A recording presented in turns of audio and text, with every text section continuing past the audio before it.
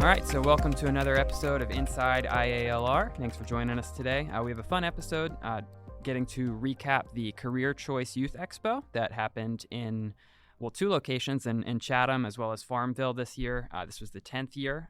So we have three guests today. We have Jessie Vernon, who's on our advanced learning team and sort of spearheads that event, as well as two organizations who participated and provided activities for students. So we have Janet Davis, who's the Key Accounts Manager with Danville Utilities, as well as Karen Oakes, who is an Associate Professor and Simulation Coordinator in Averett's School of Nursing. So thank you all for being here. I appreciate it. So Jessie, we'll start with you. Can you just give us a quick, 1 to 2 minute rundown? What is the Career ChoICE Youth Expo and what is that event? Sure. So the Career ChoICE Youth Expo started in 2014, and we capitalized the ICE in choice. So with the idea that highlights, we're trying to have students imagine their potential, connect with employers, and explore career opportunities.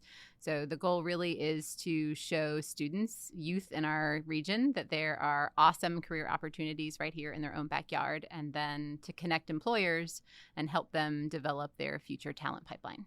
Mm-hmm. No, that's really cool. And having participated in that event in different, 3 different capacities now over the last several years, definitely cool every year to see just the excitement and the enthusiasm there. So Janet and Karen, tell us a little bit about, for your organizations, one, I guess, how long have you been participating in this event? But two, what sort of activity do you guys bring to the table for these students?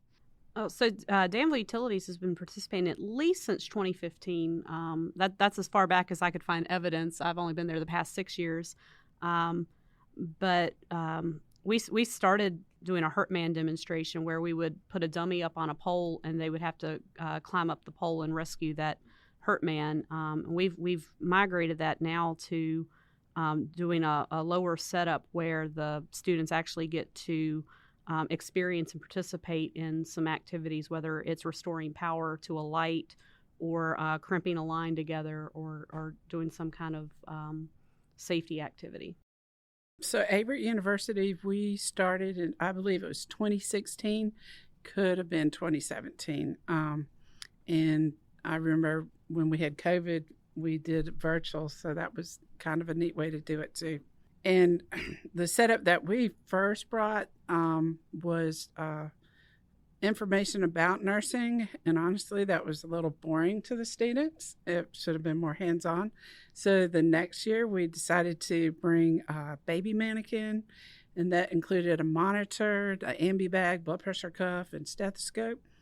And then we have a poster board, and this is a really neat one. It's how much sugar is in that. So it's a poster board with a variety of food and the amount of food in each, and the amount of sugar in each food item. So there's 4 grams of sugar in 1 teaspoon. And then we had another mannequin that we bring, and he's our large one. He's a CAE Aries. This is a neat one. You can explore health conditions by changing the condition and the appearance of the CAE, the eyelids, sclera and pupils. The students are able to perform realistic CPR. There's software that comes with this, and there's a monitor, and it shows the hand placement and the rate and depth of the compression, the recoil, and ventilation. So this allows the student to know, am I performing CPR correctly? And then we have a specialized stethoscope. We have had a little difficulty using that there because of the noise, so they can't hear it as well. But when they can, if it's a little quiet, they can hear lungs, heart, and bowel sounds. That's really cool. And I think, the whole point of the event, is to make it memorable and hands-on. And I think both of those activities that you all are providing are very clear examples of that, of how, a middle school student, a high school student could walk away from that and understand that, but also be very intrigued by that. They didn't just read something on a paper. They, got to try something out. So obviously, we have you all here with, the Danville Utilities, Averett School of Nursing. Jessie, what are some of the other sectors that are generally represented, and why is it important that there are such a variety of different sectors, whether that be, education opportunities or career opportunities represented there? So I think what you just mentioned is important. We have both actual sort of future employers. And certainly our education partners are also big employers, right? Lots of folks work at Averett University or the community college system or even the school divisions that participate. But we do want to help students make connections to the career opportunity, say with Danville Utilities, but also making them aware that, hey, there is a line worker program at Southside Virginia Community College that would help you get the training that you need to be in that role. And likewise, right, with Karen's program, the School of Nursing, if you're interested in nursing, there is a great training program available to you at Averett, and then you could go work for SOVA or Centra. So it's really helping students explore their options and really see that whole pathway for themselves. We work to try and ensure that we have some representation in the 17 Virginia Department of Education recognized career clusters. And I'd say we do a pretty good job of that. Sometimes, there's a little less in one cluster than another. But we do try to make sure that there's something for all student interests. And so that's, just as adults are varied in their interests, so are students. And so we have students that are interested in human services and some folks interested in ag and energy. And so we want to make sure that something that's of interest to that child is available at the event that day. So they leave feeling like there is an opportunity here for me in Southern Virginia. Right. No, that makes sense. And that variety is important because what you just said, those opportunities are in Southern Virginia. So it's about that variety's there. So it's about showcasing that. Talk me through, and I guess Jessie, we'll start with you here, and then Janet and Karen, we'll let you guys chime in as well. But what is the experience like for the average student walking through this event? And then Janet and Karen, for you guys, what have you seen as far as engaging with students? What is that like? What do you see? And what is that experience like getting to engage with those students in these ways? The events at both Chatham, our west location, and Hampton-Sydney, our east location, are very similar. There's a different number of zones, but kind of the format stays the same. So students, before they arrive at the event, are given an event map that shows all of the participating organizations and the activities that they'll be offering. And we really encourage the schools to have the students prep beforehand. Take a look at the map, just see, right, what 3 or 4 things do you want to do before you get there. Some kids get off the bus and you see they've got things circled and highlighted, and then other kids, as I'm sure Karen and Janet can attest, just run in, don't look at a map, and just look for the thing that looks most exciting to them, which is fine. It's all about exposure. So we're still getting where we want to be. But the students get off the bus. They're welcomed by volunteers with a backpack that includes our Career Choice booklet publication. The backpacks are also color coded, so we know what students are with each group while they're with us. They're also given a welcome. Just some housekeeping things about the event, but also, really sharing with the students the purpose of the event, right? Why we're there, why all of these volunteers are here to support them. And so that kicks things off. The students then enter the first zone. There are anywhere between 12 to on up to 20 different activities in that area, and they can choose within that area what they'd like to do for 15 to 20 minutes, depending on which location they're at. A bell rings. Folks both love and hate the bell. The bell rings, and that tells folks it's time to move on to the next zone. So the students work their way through the zones in that order. We work to make sure that not all the healthcare activities are in one zone, not all the energy activities are in one zone, so that if a student is interested in a particular sector, they have kind of activities in each zone to visit and employers to explore with. So once they go through all the zones, they hit the exit tent, they do a quick post survey, and then they're back on the bus and headed back to their school. And for you guys, Janet and Karen, what is that like? Getting those interactions with students, getting those students coming up and participating in those hands-on activities.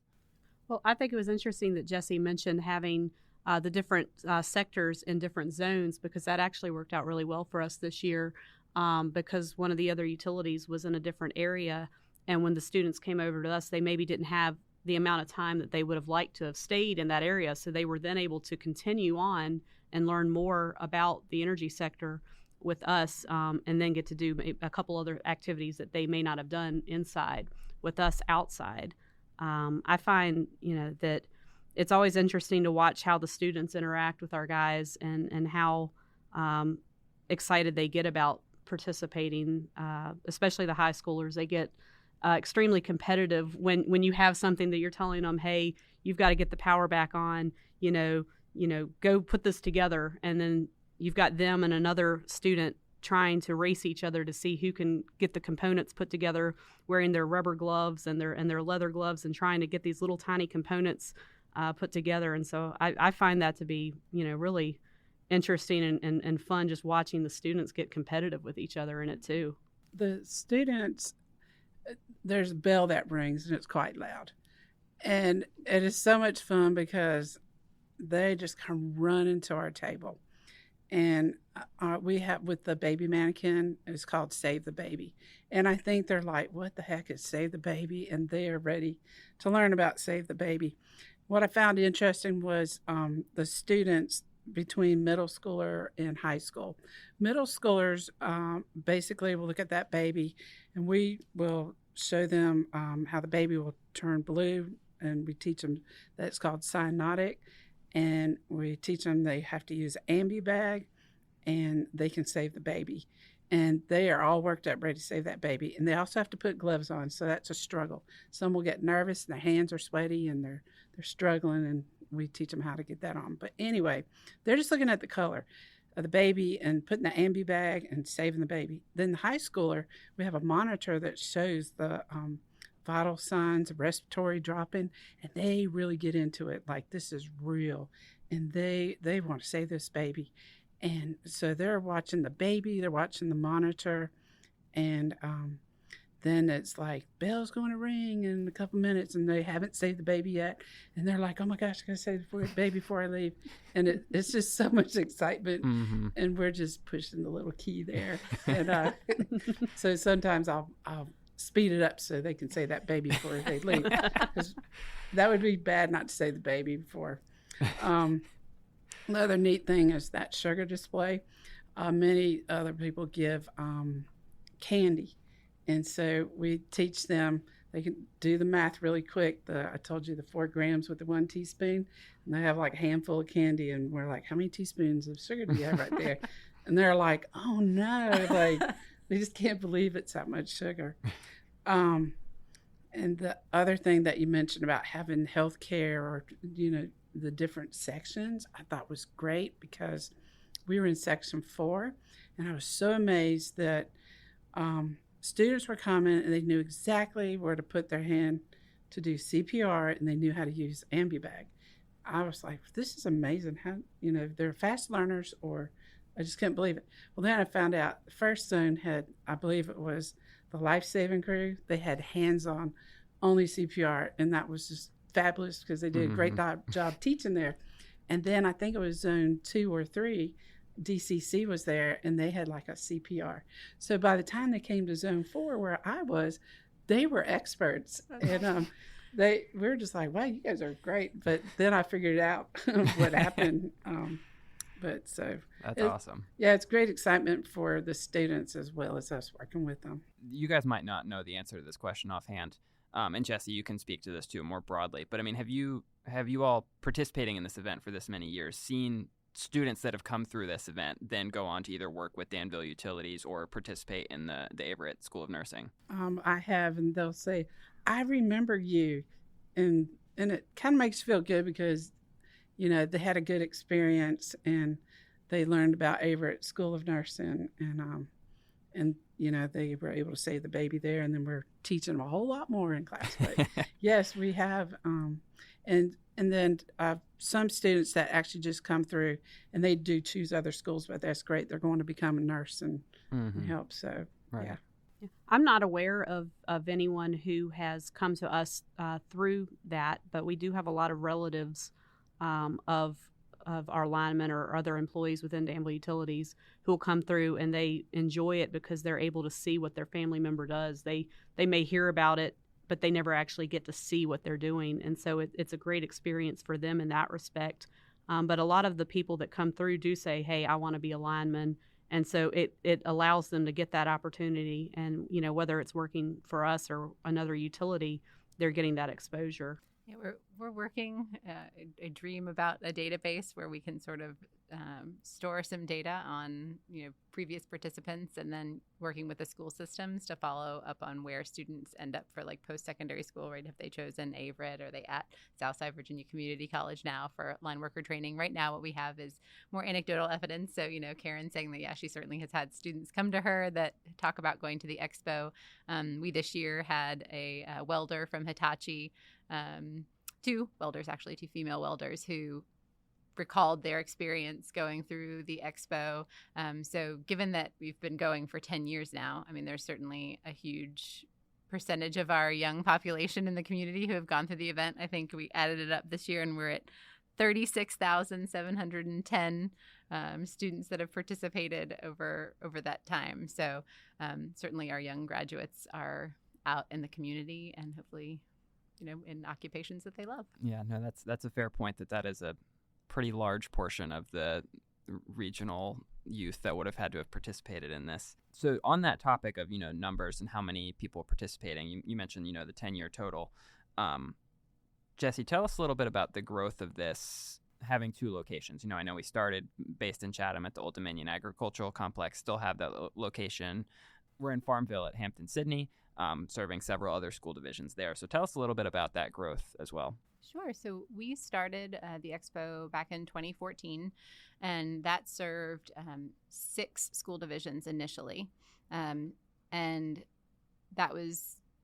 it was meeting the need for the school community there. That really got started in collaboration with those school systems. So Virginia requires an academic and career plan for middle and high school students.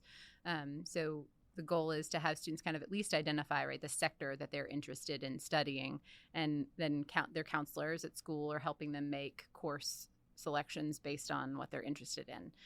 And so we really felt like the Career Expo was a great opportunity for us to help students make informed decisions about that academic and career plan. So each of the participating school divisions select one middle school grade level and one high school grade level, because students develop that ACP in middle school, and then they revisit it and can make tweaks and adapt it in high school. So the schools liked that they got those 2 touch points at the expo. So we started with 6. Eventually, we realized we could squeeze in one more school division. So Mecklenburg County jumped in, and we had 7 school divisions, but that was really kind of capacity.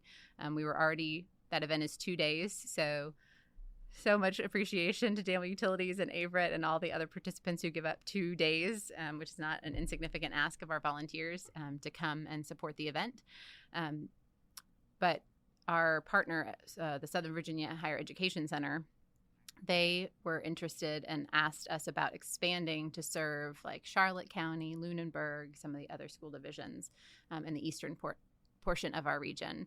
And as some of our other programs were expanding through Olive Grove, Virginia Region 3, we said, yeah, that makes a lot of sense. It aligns with, we're really trying to serve more of our region. And so we looked for potential sites, and Hampton-Sydney was a good fit for us. It also was a pretty good central-ish location for all the school divisions in that area.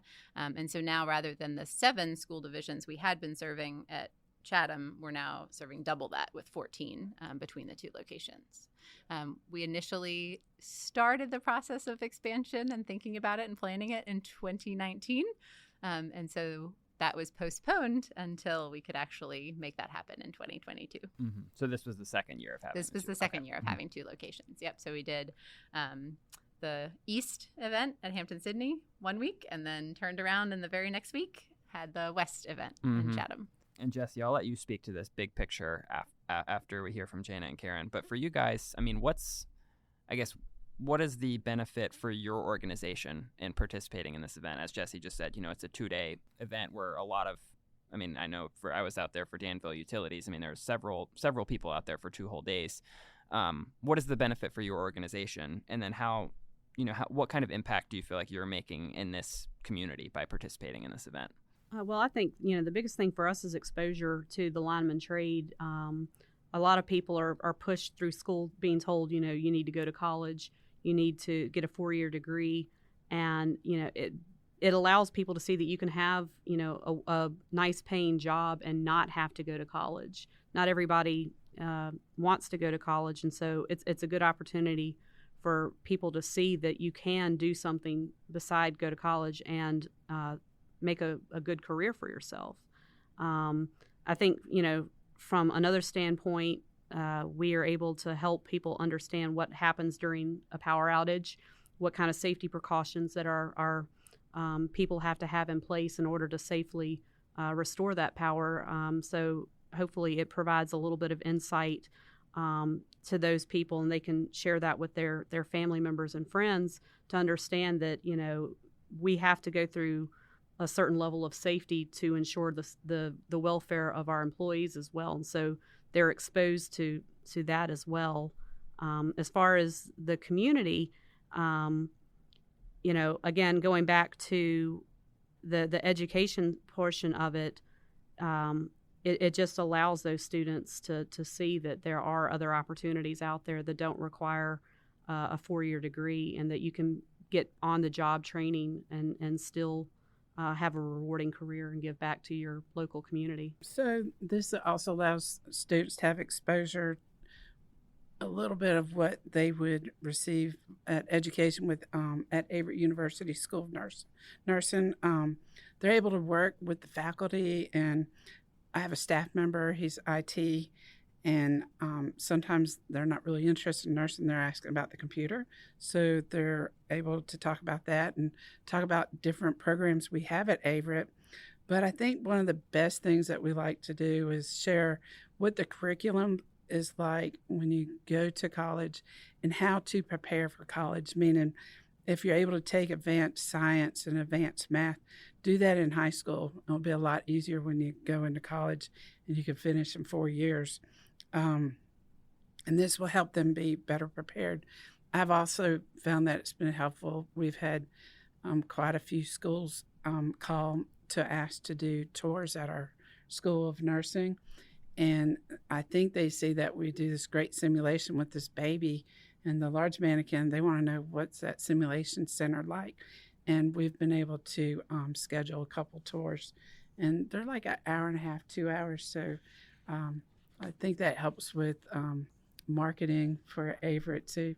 And the handouts we give, we hope that they make their way to the parents, and maybe they would like to continue their education in our adult programs that we have. The way I feel that we're making a difference in the community is we're promoting healthcare to the students and sharing with them all the different roles of nursing. And especially this last event we had, I felt like the best thing was the students that came through the Career Expo with hands-on experience with the hands-only CPR. And they're going to be able to use this anywhere they go. It could be in school, sporting events, at a restaurant. They're going to know how to do hands-on CPR. And you do not need to be a nurse to save a life. You just need the knowledge of hands-on CPR, and better yet, have an AED. So I think next year I'd like to bring an AED and show them how to put that on a mannequin, because it's lay people that save lives too. And what you just said about earlier about that, by the time they got to you, they already knew how to do it. Yes. So I'm sure that's still there. Sure, they remember it if they went through it 3 times during that one day.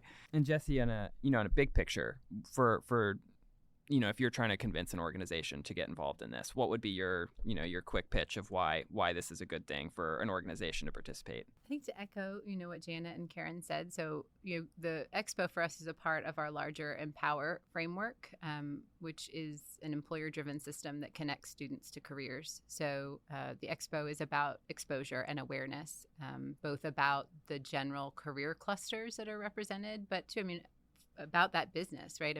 Even if a child doesn't go work for Danville Utilities, we have lots of students that live in the city of Danville whose electricity is supplied by Danville Utilities. So just even that understanding, as Janet was saying, about what Danville Utilities is like, what the safety procedures are involved. I think just having an appreciation for what our line workers are out there doing.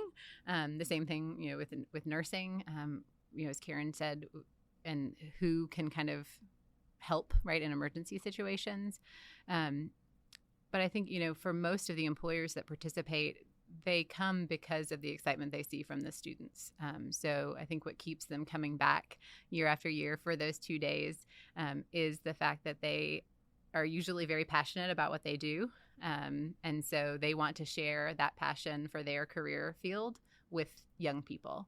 And so they're happy to come out and participate in the event because they just like the opportunity to show students, young people, what it is that they do. And they hope that, maybe one of them will come and enter that field someday, and that is worth their time and effort. Yeah. No, and you mentioned how this fits into you mentioned the Empower framework, that larger system, all with the goal of connecting students to careers. Danville Utilities and Averett School of Nursing are both examples of organizations that are involved in multiple different places in that system. So, what are a few of the other touch points in that system? And then why is it beneficial for organizations to get involved across that spectrum? Sure. So I'll just touch on the examples that we've got represented today, and that might be a way to keep it short.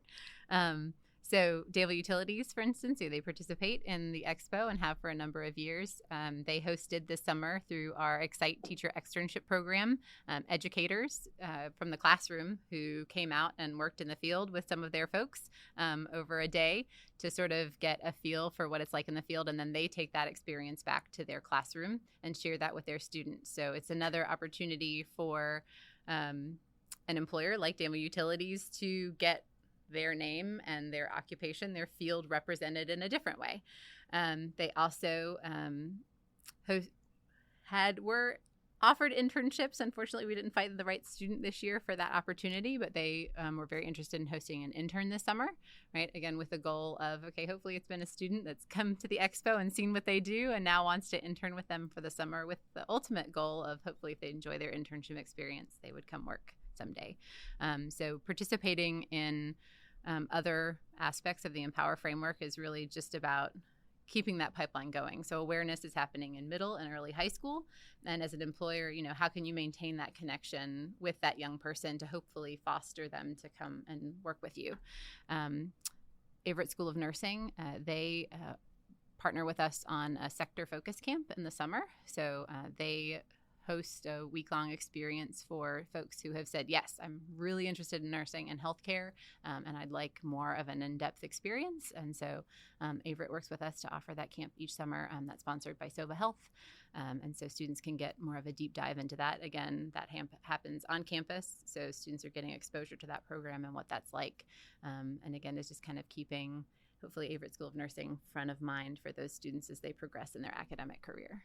And I'm sure every organization we work with, there's lots of those different touch points where, as you said, it's a pipeline and there's multiple different places you can be involved in that. There are definitely, certainly other of our participants who are participating in the expo and other parts of our Empower framework. That's all the questions that I have. I mean, I think, this is a really cool event. I think it is just fun to be out there and see the excitement on the kids' faces, as you said. That's why a lot of the organizations keep coming back, is the excitement on the students' faces, and getting to see them experience that. But I'll just open it up for all three of you. I mean, is there anything else that you would want to add, or any parting thoughts you would want to share?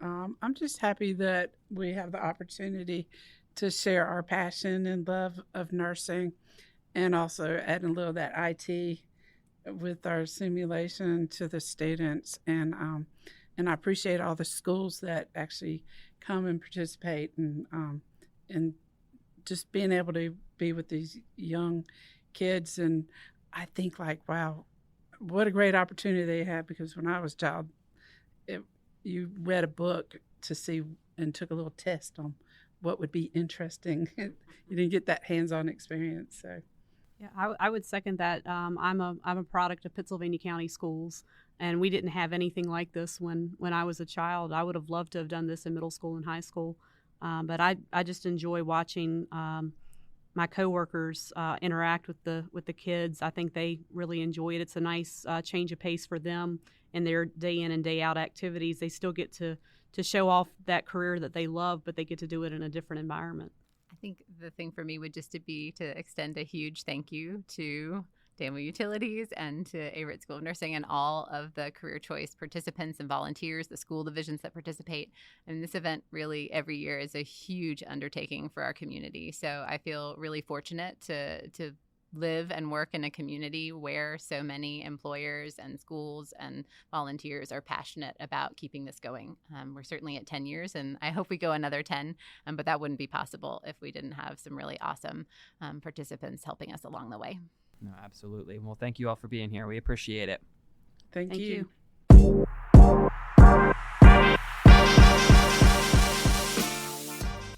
Megabytes, IALR's on-site cafe, features everyday favorites, convenient ordering options, and an eager staff ready to welcome and serve you. Our enticing menus offer something for everyone, from a fresh, well-stocked salad bar, wraps, sandwiches, and our rotating hot buffet offered on Tuesday, Wednesday, and Thursday.